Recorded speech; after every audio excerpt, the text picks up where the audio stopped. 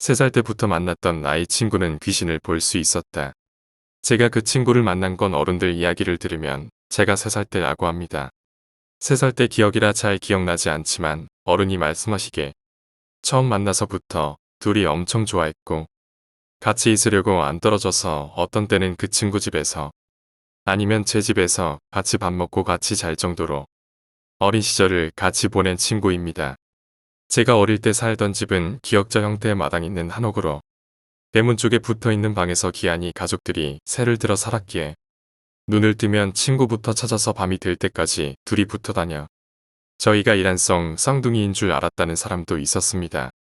기한이가 국민학교에 입학할 나이가 되었고 저는 나이가 안 되어 입학할 조건이 안 되었지만 기한이 혼자 학교 가는 게 심심하고 외롭기도 하고 뭔가 억울해. 학교에서는 오지 말라 해도 매일 기한이 손잡고 초등학교를 따라갔습니다.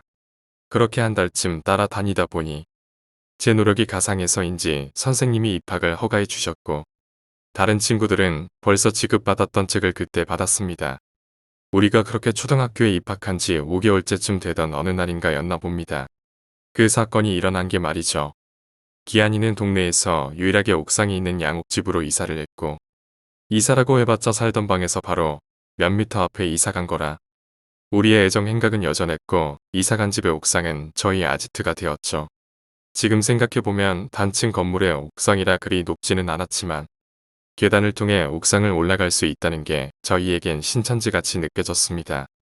옥상에서 같이 토끼도 키우고 지나가는 동네 애들한테 물풍선을 만들어 던지고 새총도 쏘면서 어릴 때 악동들이 저지를 수 있는 장난은 다 한 것 같습니다. 그렇게 기한이 집 옥상은 우리의 아지트였고 놀이터였는데 어느 날 그 놀이터에서 사건이 일어나고 말았죠. 그날따라 저는 친척이 오셔서 집에 얌전히 붙들려 놀고 있었는데 뭔가 쿵하는 소리가 들렸고 기한이 엄마의 비명소리와 동네 아줌마들의 왁자지껄한 소리에 무슨 일인가 해서 나가보니 기한이가 피를 흘리고 바닥에 쓰러져 있었습니다. 동네 아저씨가 급하게 기한이를 업고 달려가셨고 기한이 엄마와 동네 아줌마 몇 분이 그 뒤를 따라갔죠.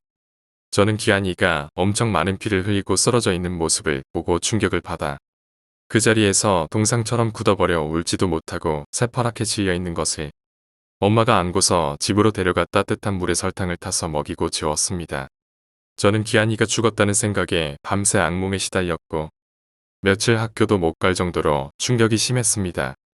기한이는 옥상에서 떨어지며 머리를 다쳤고 피를 너무 많이 흘려 병원에서는 큰 병원으로 가라며 가망이 없다란 말만 했고 기한이 아버지가 아시는 분을 통해 소개받은 병원에 일단 입원을 시켜 경과를 지켜보는 단계였습니다.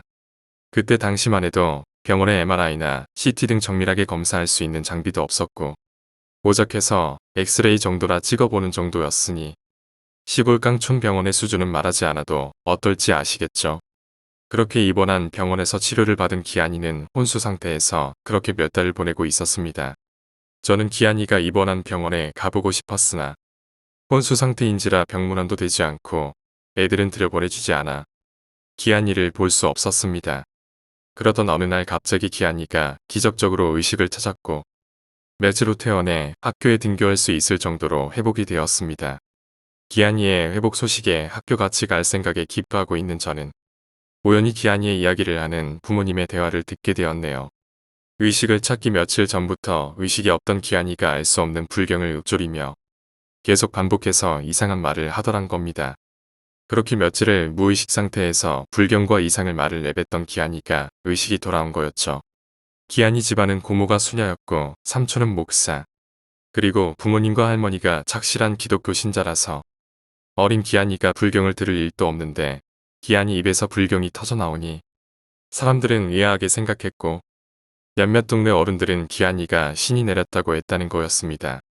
그렇게 기한이는 학교로 돌아왔고 우리는 어른들의 생각을 아랑곳하지 않고 다시 동네 악동으로 컴백했네요. 어느 날 동네 애들 딱지를 따다고 의기양양하게 돌아오던 중 섬뜩한 기분이 들어 돌아보니 기한이가 갑자기 멈춰서 저에게 뭐라고 조용히 이야기하는 거였습니다. 제가 물어보자 기한이는 저에게 내 빵 왜 훔쳐먹었냐고 라고 따지는데 기한이를 만나 처음으로 그런 무서운 기분이 들었습니다. 사실 기한이가 입원하고 나서 학교에서 저학년을 대상으로 빵을 줬었는데 제가 기한이 몫의 빵까지 챙겨 기한이 갖다 준다고 하고 하교 길에 제가 다 먹어버린 거였는데 저는 너무 무섭기도 하고 그 순간이 싫어. 딱지 딴 것을 모두 던져버리고 집으로 도망쳐 버렸고 며칠 동안 기한이와 저 사이에는 냉기가 가득해 학교도 따로 다녔습니다. 그러나 동네 몇 명 안 되는 꼬맹이들이 놀아줄 친구가 없으니 앞에 있었던 일은 까맣게 잊어버리고 다시 동네 학교로 돌아왔고 그렇게 우리는 초등학교 저학년 시절을 보내게 되었습니다. 그 즈음에서 기한이 집에도 변화가 생겼는데 기한이 집에 놀러가면 이상한 향냄새 비슷한 냄새가 나기도 하고 기한이 엄마가 옥상에 물을 떠다 놓고 기도를 하는 이상한 행동을 하기 시작했고 화목했던 기한이 집은 기한이 아버지가 몰던 차가 사람을 치는 교통사고도 났죠. 그 일로 인해 집안 형편도 안 좋아지게 되었습니다. 결국 저희 엄마와 기한이 엄마가 답답한 마음에 신내림을 받은 지 얼마 안 되는 용하다는 애기무당집을 찾게 되었고 기한이 엄마는 그 애기무당에게 큰 봉변을 당하게 되었답니다. 엄마랑 기한이 엄마는 동네 아줌마 소개로 물어물어 용하다는 애기무당을 찾았는데 엄마가 먼저 무당에게 저희 집안일을 묻고 점을 본 후 다음 차례로 기한이 엄마가 애기무당에게 점괘를 물어보려는 순간 애기무당이 처음에는 두려움에 사시 나무 떨듯 무서워하며 눈물까지 흘리더니 곧바로 굵은 목소리를 내며 미연이 왜 요였느냐? 우리 애기신 혼내러 왔느냐? 석 꺼져라. 미연이 직접 알아보면 되는 걸 왜 남의 집에 쳐들어왔냐? 하며 나무래고 뒤이어 애기무당의 실험이인지 아는 아줌마가 나와 엄마와 기한이 엄마를 내둥댕이 치듯 점집 밖으로 쫓아내고 소금을 막 뿌려댔다고 합니다. 나중에 점술 관련한 분 이야기로는 무당마다 신이 다 다른데 조금 센 신도 있고 약한 신도 있는데 서로 싫어하고 미워하는 신도 있어. 상황에 신기가 붙은 사람들끼리 만나면 한기를 가진 무당은 신기가 사라져버려. 웬만하면 친분이 있는 점쟁이들이 아니면 상위급 신을 받은 사람이 오면 내친다고 합니다. 그렇게 봉변을 당한 엄마와 기한이 엄마는 주변 분들에게 상의를 했고 도령 높은 스님을 기한이 엄마에게 소개시켜줬답니다. 그 후 기한이 집에는 제단이 차려져 있고 기한이 집에 갈 때마다 제단에 올랐던 사탕과 과일은 저희에게 좋은 간식거리가 되었습니다. 저희가 초등학교 4학년쯤에 저는 갑자기 이유를 알 수 없는 병에 걸리게 되었고 이 병원 저 병원 다니며 온갖 검사를 다 받았으나 제 열병은 낫지를 않고 아침에 학교에 잠시 갔다가 조퇴를 하고 집에서 누워있는 일이 다반사였습니다. 아버지가 숙직을 하던 어느 날 밤 기한이 엄마와 모르는 아줌마가 집으로 찾아와 아픈 저를 찬물에 목욕시키더니 깽거리와 북을 치며 일명 굿을 시작했습니다. 굿이 어느 정도 끝나갈 무렵 무당이 예리한 부엌칼을 가져와 제 온몸을 긁듯이 칼로 문지르고는 마당으로 칼을 던져버리며 내일 해가 중천에 뜰 때까지 저 칼을 만지지 말라며 굿을 마감하였네요. 아침에 왠지 모를 상쾌하게 일어난 저는 마당 한가운데에 서 있는 부엌칼을 보았고 학교에 등교하게 되었습니다. 4학년이 되고 나서 일상이 되어버린 조퇴를 그날도 어김없이 하고 집으로 돌아오니 여전히 칼은 마당 한가운데 서 있었고 뭔가 섬찟한 기분이 들어 돌아보니 기한이가 뒤에 서 있었습니다. 저는 마음속으로 저 칼을 언제 빼나 이러고 있었는데 기한이는 제 마음속을 읽은 듯 지금 빼도 된다라고 말하며 묘한 웃음을 지었는데 그 웃음 아직도 잊혀지지 않습니다. 칼을 바라보는 기한이의 눈빛에서 뭔가 기묘한 그런 느낌이 들었고 저는 그 칼을 살짝 건드렸는데 칼은 마당에 꽂힌 게 아니라 서 있던 것이었습니다. 지금 생각해봐도 무당이 방에선 던진 칼이 마당에 꽂히지도 않고 서 있었다는 거 참 신기합니다. 지어낸 이야기가 아니라 제 경험담이니 실화입니다. 그렇게 우연인지 저는 열병에서 낫게 되었고 기한이와 저는 세월이 지나 저희는 초등학교 고학년이 되었고 중학생이 되었습니다. 중학생이 되며 심기가 커진 기한이 이야기와 그 후에도 벌어지는 기묘한 이야기들은 다음번에 하겠습니다. 중학생이 된 우리는 별탈 없는 학창시절을 보내고 있었고 다만 달라진 것은 여전히 기한이는 누가 준 건지 모르는 목주 비슷한 걸 왼쪽 손목에 계속 차고 다녔는데 목욕탕을 가서도 벗어놓지 않고 계속 차고 다니는 것이었습니다. 그러던 어느 날 소위 말하는 일진 비슷한 고등학생들이 학교길에 우리를 불러세웠고 흔히 말하는 삥이란 걸 뜯기 위해 기한이와 저를 삥 둘러싸고 주머니와 가방을 뒤기기 시작했습니다. 그 당시 용돈이라 해봐야 어쩌다 친척들이 와서 주는 정도였고 시골에서 특별하게 매번 용돈을 받아 본 적이 없어서 가진 게 없었던 저와 기한이는 결국 삥 뜯기는 대신에 그들에게 매를 맞았고, 매를 맞는 도중 양아치 녀석에게 손에 차고 다니던 염주를 빼앗겨 버렸지요.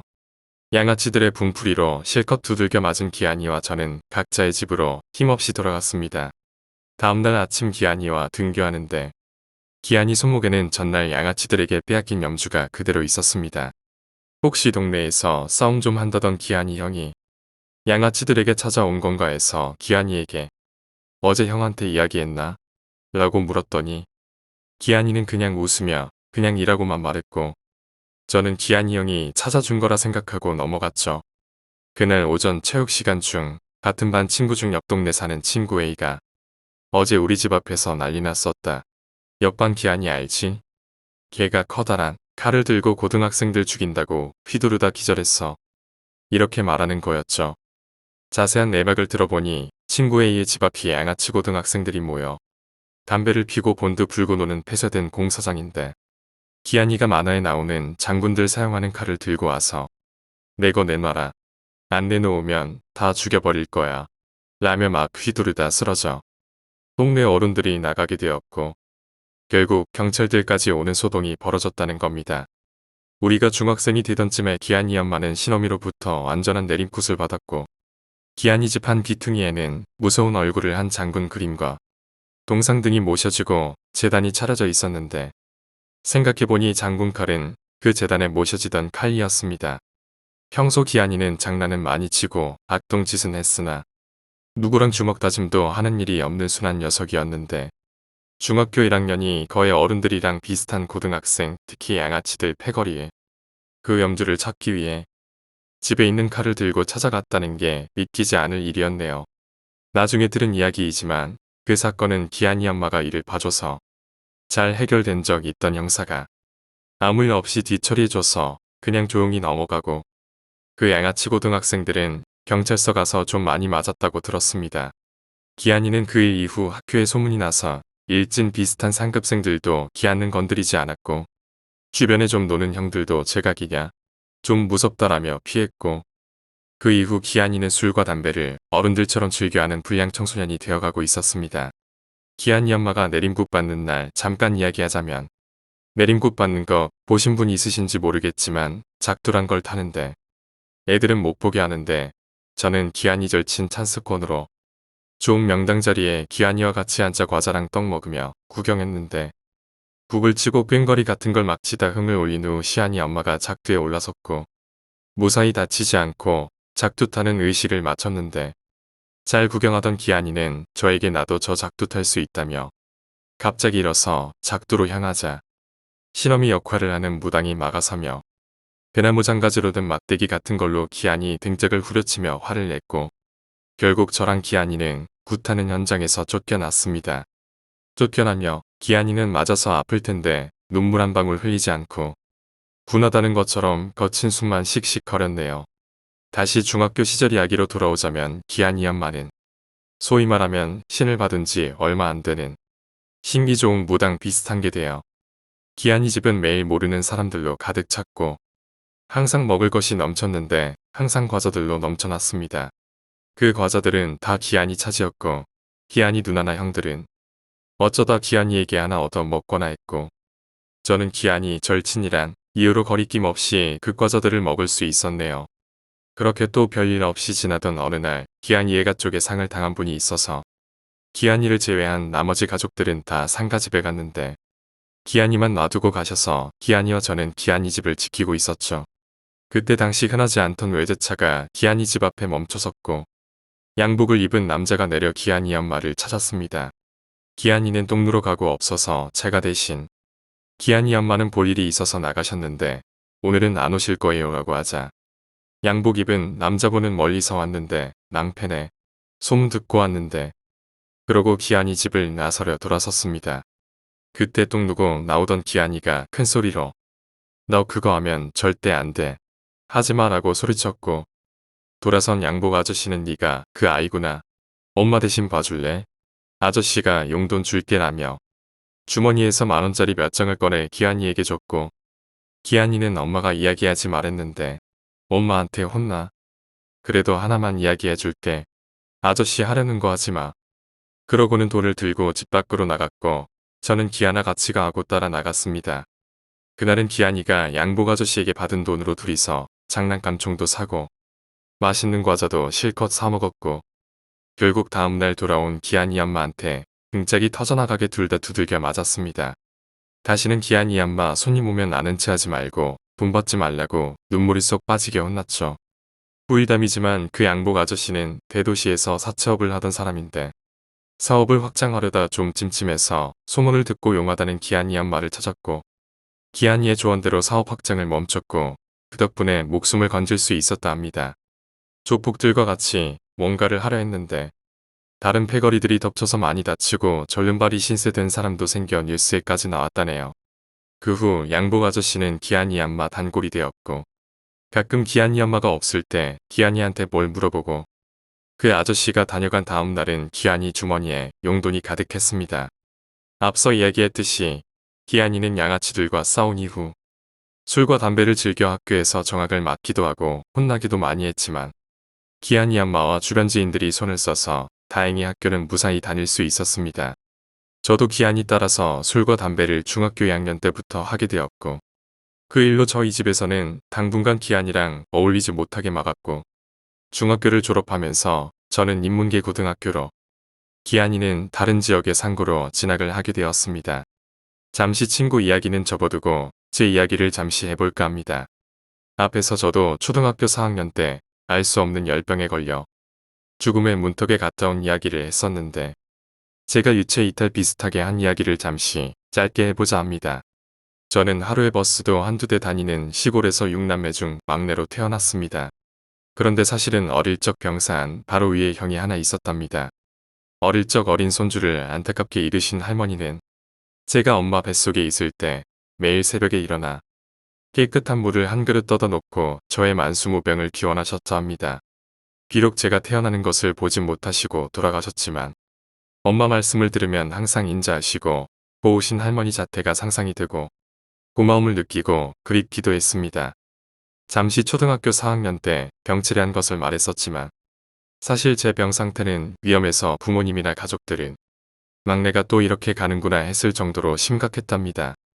얼은 한 뼘만큼 큰 대침을 온몸에 맞기도 하고 별의 별 약을 다 먹어보고 결국 마지막에 구술하고 나서 낫기는 하였지만 뭐로 인해 제가 회복되었는지는 모릅니다. 지금껏 살며 저는 여러 번 죽을 고비를 넘겼는데 그 첫 번째가 초등학교 4학년 때의 이유 없는 열병입니다. 그리고 이번에 이야기하고 싶은 유체 이탈은 중학교 2학년 때 일어난 일입니다. 제가 중학교 2학년이던 그 해는 장마가 유독 심해서 발목까지 잠기던 집 앞 도랑에 돼지가 둥둥 떠다닐 정도로 비가 왔고 피해도 많았습니다. 물가에서 물에 쓸려오는 돼지를 잡아서 먹어보겠다고 창으로 돼지를 찌르던 동네 아저씨는 창에 찔린 돼지를 따라 물에 휩쓸려가서 시체를 찾지 못할 정도로 그해 많은 사람들이 물에 빠져 운명을 달리하셨었네요. 사람의 마음이 참 간사하다고 그렇게 장마로 인한 물난리에 고생해놓고 잠시 장마가 주춤해진 사이에 강가로 놀러를 가게 되었습니다. 절친 기한이는 엄마 따라서 무슨 절인가로 기도를 가고 저는 한두 살 많은 사촌형들과 철렵을 가게 되었죠. 그날따라 아침부터 엄마는 오늘 물가에 가지 마라. 당분간 물가에 절대 가지 마. 내 할머니가 며칠 새 계속 나타난다. 라며 잔소리를 하셨고 중인 저는 엄마의 잔소리를 한 귀로 듣고 콧방귀 끼며 촌형들과 몰래 강으로 고기잡이를 나간 거였습니다. 파리 낚시라고 강가 쪽에 막대를 세워두고 그 사이에 파리 모양의 낚시 바늘을 달고 고기가 물면 들어가서 잡아 나오는 아주 쉬운 낚시인데 그날은 평소 자주 가던 그런 익숙한 강이 아니라 왠지 위화감이 느껴지고 물에 들어가고 싶지 않은 기분이 들었습니다. 참고로 기한이랑 3살 때부터 붙어 살다 보니 촉이 빨라서 뭔가 좀 찜찜한 기분의 날은 사고가 잘 납니다. 그렇지만 손님을 불러놓고 구운 물고기 대접을 못하면 체면도 아니라 훔쳐놨던 아버지 담배랑 성냥을 꺼내서 작은 나뭇가지를 모아서 불을 지펴두고 고기를 기다리기 시작했습니다. 평소도 잘 잡히긴 했지만 그날따라 큰 고기들이 잘 잡히고 나중에는 밖에 나올 시간조차 없어 물에서 고기를 잡아 물가의 형들에게 신나게 던져주기 시작했습니다. 그런데 갑자기 다리가 휘청하며 물속에 뭔가 미끄덩한 물체를 밟고 넘어졌고 다시 일어나려 하자 또 미끄러져 쓰러졌습니다. 간신히 일어나 물 밖으로 나와보니 물에는 아무것도 없고 제가 신은 슬리퍼는 천천히 하루 쪽으로 떠내려가고 있었습니다. 원래 물에 떠내려가는 건 물가로 뛰어가서 앞에서 기다리는 게 빨라. 맨발로 뛰어가 슬리퍼가 내려올 위치에 자리 잡고 있었죠. 물 깊이는 제 가슴 정도여서 평소 그 강에서 기한이랑 놀던 실력이 있어. 그 정도는 제겐 우스운 깊이였습니다. 더 내려오던 슬리퍼 하나를 잡고 마저 하나 잡으려던 순간 저는 갑자기 무슨 힘에 의해 물속으로 당겨졌고 넘어지며 물을 먹게 되었고 정신이 혼미해져 사람이 물에 빠져 죽게 되면 3번 떠오른다는 그 경험을 하게 되었습니다. 첫 번째로 한 번 떠올랐을 때는 살기 위해 온갖 몸부림을 쳤는데 평소에 잘만 떠오르던 가벼운 제 몸은 뭔가에 잡힌 것처럼 떠오르지 않았고 결국 힘이 빠지자 가라앉았다 또 떠오르게 되었습니다. 그때는 물가에서 고기 구워 먹고 노는 아저씨들 모습이 보였는데 마지막 힘을 내어 살려달라고 하는 외치는 제 목소리가 들리지 않는지 웃으며 쳐다보기만 하고 있더군요. 결국 또 힘이 빠져 물에 가라앉았다가 떠오를 때는 밖에 아저씨들을 저주하고 미워하는 마음까지 들더군요. 그렇게 마지막 3번째 떠올랐다. 마지막으로 가라앉을 땐 엄마 뱃속에 태아처럼 웅크려 있는 모양으로 가라앉으며 부모님과 가족들 생각이 낡은 영화 필름처럼 돌아가더니 제 의식은 편안해지며 끊겨버렸습니다. 잠시 후 제가 본 모습은 많은 사람들이 쓰러져 있는 한 사람을 둘러싸고 입을 벌렸다가 또 뒤집었다가 가슴을 눌러보고 죽었네 살았네 의견이 분분했고 사람이 죽었는지 보려면 항문을 보면 안다라고 했고 사람들은 쓰러져 있는 사람의 팬티를 벗겨내고 항문을 보려고 벌리기 시작했습니다. 저는 그 순간 무지 창피하겠다는 생각이 들었고 잠시 의식이 없어졌다가 한순간 눈을 뜨고 갑자기 일어섰습니다. 눈을 뜨고 보니 제 주위에는 수십 명의 사람들이 있었고 놀라서 넘어진 사람도 있고 소리치고 도망치는 사람도 있었습니다. 그런 상황이 뻘쭘했던 저는 반사적으로 어느 아저씨에게 꾸벅 인사를 하고 감사합니다란 말을 하고 도망쳐 그 자리를 피했습니다. 창피하기도 하고 놀란 것도 있고 무작정 달렸는데 다행히 사촌형들과 자리를 펴놓은 곳에 와 있었고 사촌형들은 너 어디 갔다 왔냐? 라고 화를 내다 제 몰골을 보고는 무슨 일 있었냐? 라고 말하곤 걱정된 눈초리로 온몸을 훑어보기 시작했습니다. 제 발은 어디에선가 찢겨 피투성이가 되었고 온몸은 멍든 것처럼 파랬으며 등 쪽에는 손톱에 긁힌 자국 같은 게 나 있었답니다. 일단 형옷을 빌려 입고 피워놓은 불 앞에 앉아 안정을 찾고 나니 허기가 몰려와 잡아서 구워놓은 물고기를 개눈 감추던 먹었네요. 그러고 나서는 궁금해 미칠 것 같은 표정의 형들에게 제가 겪은 이야기를 했습니다. 사촌형들은 말도 안 되는 이야기 한다고 우겼고 자존심이 상한 저는 그러면 나 물에 빠졌던 곳으로 가보자 해서 강가기를 통해 걸어가기로 했으나 다친 발이 아파서 물로 들어가 천천히 헤엄쳐 그 장소까지 형들과 함께 내려왔습니다. 제가 생각해봐도 정말 미친 짓이었네요. 그런데 어떤 아저씨가 저를 보고 너 미친 거 아니냐? 죽어가는 걸 건져놨더니 또 물에 기어들어와 노느냐 라며 호통을 치시더군요. 뻘쭘해서 그 아저씨 따라서 형들과 물가로 나왔는데 그 아저씨가 아까 저를 물에서 건져준 분이시란 겁니다. 아저씨는 처음에 물에 빠진 저를 보고 친구와 둘이 놀고 있는 줄 알았답니다.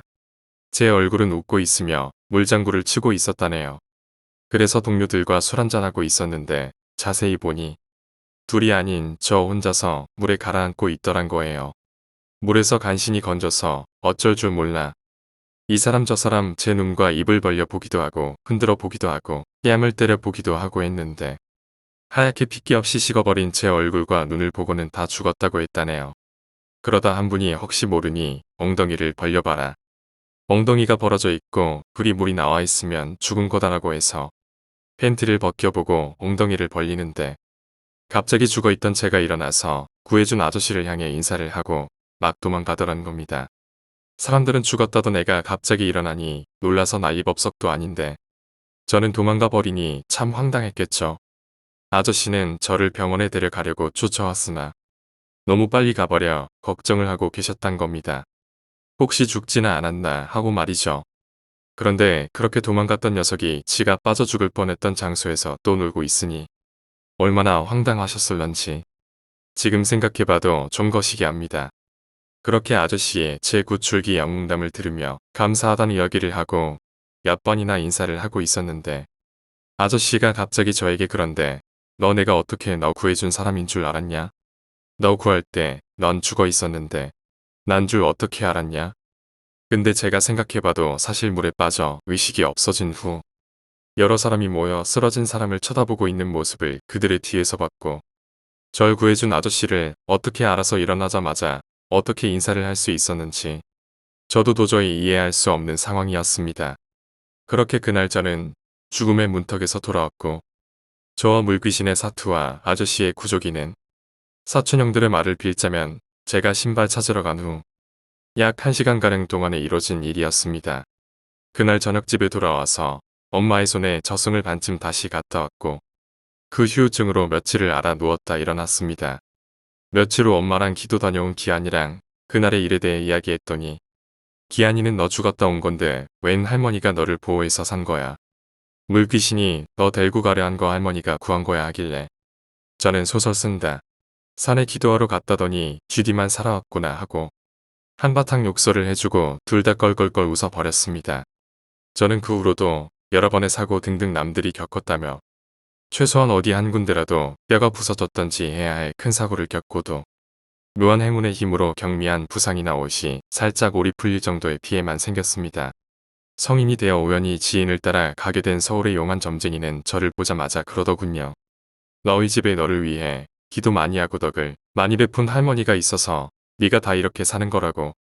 열심히 살고 베풀고 살아라 하더군요. 그래서 제가 중2 때 물에 빠져 죽을 뻔한 이야기랑 제가 유체 이탈한 것 같은 경험을 한 이야기를 하자. 그게 바로 네가 순간 죽었던 것이고 영이 몸 밖에 나왔던 것에 제 운과 할머니의 덕분에 다시 몸으로 돌아가 산 것이다라고 점쟁이가 이야기했습니다. 점쟁이의 말을 다 믿을 순 없지만 물에 빠져 순간 죽었던 제 경험을 어떻게 검증할 수 있을까요? 저는 종교를 믿지 않습니다. 그렇다고 귀신을 부정도 긍정하지도 않습니다. 제가 지금껏 살며 겪은 일과 제 친구 이야기만 해도 사람들에게 있는 그대로 말해도 구라치지 마라, 뻥치고 있네라고 하지. 믿어줄 사람은 거의 없을 테니까요. 전 여러 번의 죽음에 이를 뻔할 사고들을 겪으며 그렇게 살아왔습니다. 이 세상에서 내가 해야 될 일 있으니 그 숙제 때문에 아직도 내가 살아있는 것이고 절 위해 그렇게 공을 들이고 기도해줬던 할머니와 엄마의 자손을 사랑하는 마음 덕분이라 생각합니다. 저와 기한이는 3살 때 처음 만난 이후로 이렇게 서로의 소식을 모른 채 보내는 일은 처음이었는데 고등학교를 진학하며 기한이가 다른 지역의 학교로 가며 처음에는 집에서 통학을 했었죠.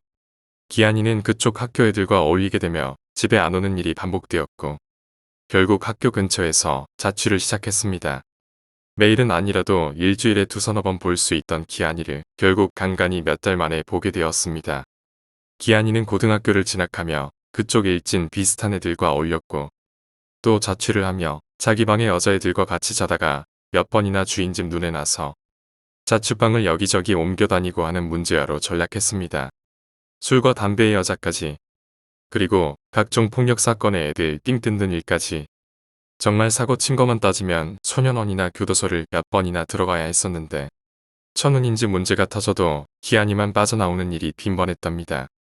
가령 학교에서 폭력 사건을 친구들과 일으켜도 피해자는 다른 친구들만 가해자로 지목했고 기한이는 안 때렸다, 도리어 말렸다 등 이유 없이 피해자가 기한이를 두둔하는 등 정말 이상한 일이 벌어졌죠. 그렇게 기한이는 고등학교 생활에 따지면 나올 수 없는 수렁처럼 점점 나쁜 쪽으로 들어가고 있었습니다. 한편 기한이 엄마는 기한이가 자취를 시작하고 나서부터 심기가 약해지기 시작하더니 점점 손님들이 떨어져 나갔고 결국 아무도 기한이 집을 찾지 않게 되었지요. 영발 좋다는 좋은 산을 찾아다니고 유명하다는 도사와 무당들과 같이 기도도 많이 들어갔으나 한번 빠져나간 신기는 다시 돌아오지 않았습니다. 어느 날인가 기한이 집 한쪽에 놓여있던 재단과 기물들이 기한이 집 마당에서 불타고 있었고 기한이 엄마는 더 이상 전보는 무당도 영매도 아닌 그냥 아줌마가 되었습니다. 저는 기한이가 다니고 있는 옆 도시에 놀러가서 기한이와 만나고 기한이와 어울리는 패거리들과 친구도 먹었지만 그들의 행동이 저와는 안 어울리더군요. 한 번은 밤에 놀러 갔더니 기한이 친구 중 부대장 역할을 하는 친구가 절 어느 모텔방에 데려다 주고는 들어가봐 재미있을 거야 했는데 들어가미 반쯤 벗은 이쁘장한 여자애가 하나 있더군요. 절 보더니 대뜸 네가 기한이가 말하는 숙맥 친구냐? 빨리 들어와. 기한이가 너하고 한번 하랬어. 너 기한이 한테 내 이야기 잘해줘 라며 절 끌어들이는데 그렇게 저는 그날 처음으로 진짜 남자가 되었네요. 일이 끝나고 그 여자에게 기한이 학교 생활에 대해 물어보니 기한이가 그 학교에서 인기도 좋고 특히 돈도 잘 써서 여자애들이 기한이를 잘 따른다는 거였네요. 그래서 자기도 기한이한테 좀 잘 소개시켜줘서 더 친하게 지내고 싶다라고 부탁을 했습니다. 문이 똑똑거리고 아까 절 모텔방에 데려다준 기한이 패거리 중 한 명이 나오라고 했고 여자애와 저는 기한이 친구를 따라 어디 다방인가 하는 곳을 따라갔습니다.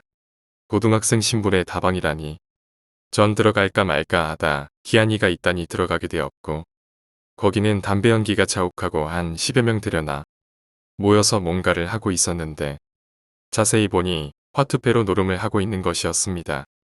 전부 어른들의 험상궂거나 이상한 일을 할 것 같은 남자와 여자들 사이에서 기한이는 기도 죽지 않고 그 자리에서 절 향해 윙크를 하며 얼른 와 조금만 따고 밥 먹으러 가자라고 하다 다시 사나워진 눈빛으로 화투패를 들여다보고 있었고 그렇게 룰을 알 수 없는 도박판에서 돈을 따는지 잃는지 모르게 집중해서 화투를 치고 있었습니다. 어느 정도 시간이 흐르고 기한이는 같이 도박을 하던 사람들에게 오랜만에 불알 친구가 와서 먼저 가볼게요. 그러고 돈을 챙겨 일어서자 옆에 있던 험악한 인상의 아저씨가 돈 따고 그냥 가는 게 어디 있어? 더 하고 가하고 큰 목소리로 화를 냈고 다른 아재는 쟤 어디 안 가니 나중에 다시 올 거야. 가게 돌아라며 저 일을 보내줬습니다. 저와 기한이와 그 패거리 친구들 그리고 절 남자로 만들어준 여자애까지 우리는 인근 해장국 집으로 들어갔고 그 집 아줌마는 당연하다는 듯 잔과 소주를 가져다 주고 오늘은 조용히 마셔. 홀에 다른 손님들 있으니 라고 주의를 주고 가셨습니다. 저는 기한이의 알 수 없는 행동에 놀라 너 요즘 도대체 뭐 하는 거냐? 너 미친 거 아냐? 라고 했고 기한이는 소주 한 잔을 저에게 따라주며 대학 가야지. 등록금은 벌어놔야지. 요즘 우리 엄마 돈도 못 버는데 라며 싱긋 웃었습니다. 제가 알고 있기론 집에 안 온 지 한참 되었는데 집 사정을 빤히 알고 있는 게 이제는 기한이 신기를 알고 있는지라 그리 놀랍지는 않았지만 이런 일을 접할 때마다 항상 신기할 따름이었습니다. 그렇게 기한이랑 해장국을 먹고 전 아침에 집으로 왔고 저희 집에서는 언젠가부터 엄마의 잔소리가 시작했고 또 고3 수험생이란 인생 최대의 난관이 있어 기한이를 잠시 잊고 살았습니다.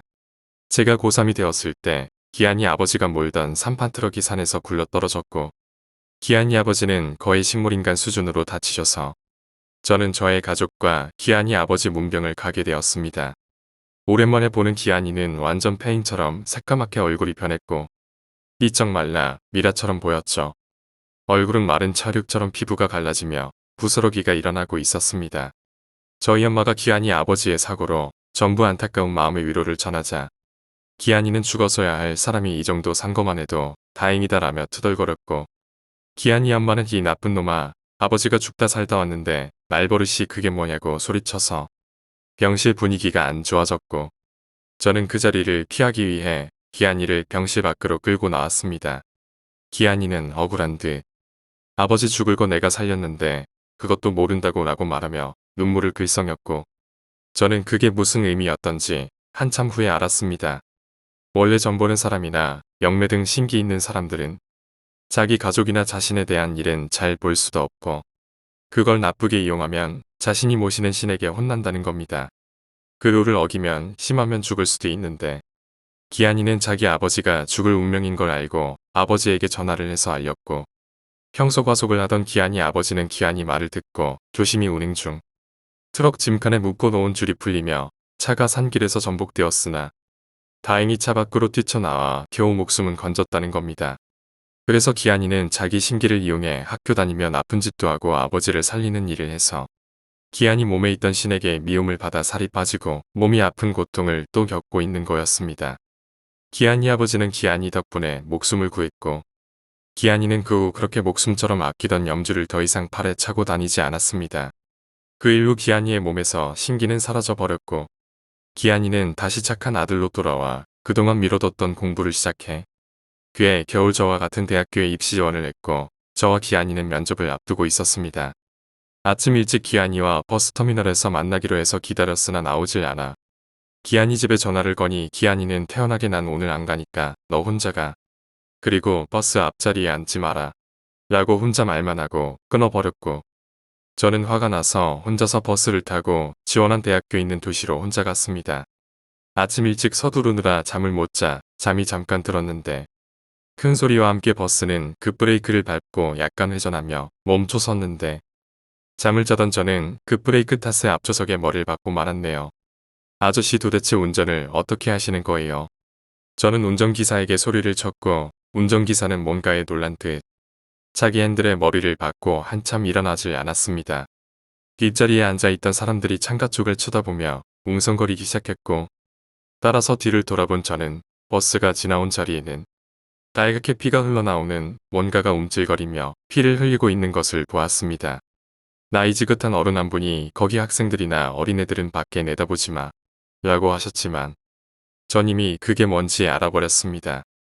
그날 제가 탄 버스는 길을 건너던 할머니와 어린 손녀를 치었고 둘 다 그 자리에서 직사해버렸습니다. 자주 다니던 버스가 아니었기에 버스를 타고 있던 승객들은 한참이 지나서야 온 예비 버스를 타고 갔지만 저에게 중요했던 면접도 시간이 지나버렸고 그날의 악몽은 그 이후 한참 동안 제게 트라우마로 남아 악몽을 꾸기도 했습니다. 다시 집으로 돌아온 저는 기한이에게 달려가 너 그런 거 알고 있었으면 이야기를 왜 안 했어? 너 신기 빠진 거 아니었었냐? 라고 물으니 기한이는 귀찮은 듯 툭 내뱉으며 가끔 아주 안 좋은 일만 눈에 보이는데 저와 관련된 일이라 살짝 흘려줬다라네요. 혹시 또 신벌 받을까 그런지 앞자리 앉지 마 정도로 주의를 준 거였죠. 그렇게 제가 원했던 대학 입학은 실패하고 대구에 있는 전문대학에 입학했고 기한이는 다른 지역의 전문대학에 입학했습니다. 멀리 살다 보니 가끔 연락 정도만 했고 제가 다니는 학교가 먼저 방학을 해서 기한이 학교에 가서 같이 수업을 듣고 기한이 과친구들과 기한이 여자친구와 같이 즐거운 대학 생활을 즐겼습니다. 남자는 일찍 군대를 갔다 와야 한다는 아버지 말씀에 전군에 지원을 했고 입대 전 마지막을 기한이와 기한이 여자친구와 함께 여행을 다녀왔습니다. 입대를 며칠 앞두고 기한이와 기한이 여친 그리고 저 이렇게 셀프 카메라로 찍은 사진을 뽑고 정리하던 중 기이한 사진을 발견하게 되었습니다. 왼쪽에는 기한이 중간에는 기한이 여친 그리고 저 이렇게 세 명이서 사진을 찍었는데 기한이와 기한이 여친 중간에 꼭 장승 같은 모습을 한 기이한 모습에 뭔가가 희미하게 찍혀 있었고 저는 혹시나 해서 사진관에 찾아가 이게 어떻게 된 거죠라고 물어봤으나 주인은 필름에는 그런 모습이 찍혀 있지 않고 사진에만 나온 거라 잘 모르겠다. 이상한 일이다 라고만 답할 뿐 원인에 대해 설명해 주질 못하더군요. 저는 그 존재에 대해 어렴풋이 알고 있었기에 기한이에게 새로운 사진을 출력해주고 그 사진은 보여주지 않고 태워버렸습니다. 그 사진에 나온 형상이 기한이가 말하는 그 존재일지도 아니면 사진 출력 시 오류일지 모르겠지만요. 그 사진을 태워버리지 않았다면 여러분께 보여줄 수 있었을 텐데 하는 아쉬움이 남네요. 그게 일종의 심령사진 그런 거였을지도 모르는데 그렇게 제가 먼저 군대를 가고 기한이도 몇 개월 후 군입대를 하고 또 그렇게 세월은 흘러 대학을 졸업하고 사회생활을 하고 또 한 번 기한이가 미쳐서 누나 결혼식 필요할 때 동네 건달들과 시비가 붙어 사심이 들고 설치고 그렇게 세월이 지나 기한이는 결혼을 하고 아이 하나를 낳고 이혼을 했고 딸을 혼자 키우는 싱글 파파로 저는 결혼도 못 해본 오리지널 싱글로 계속 살고 있었습니다. 이제 마지막 기한이의 신기 에피소드입니다.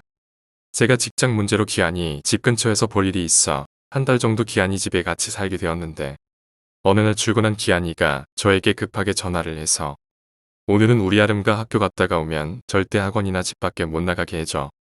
놀러 가면 안 돼. 꼭 부탁한다. 친구야 오늘 절대 너도 나가지 말고.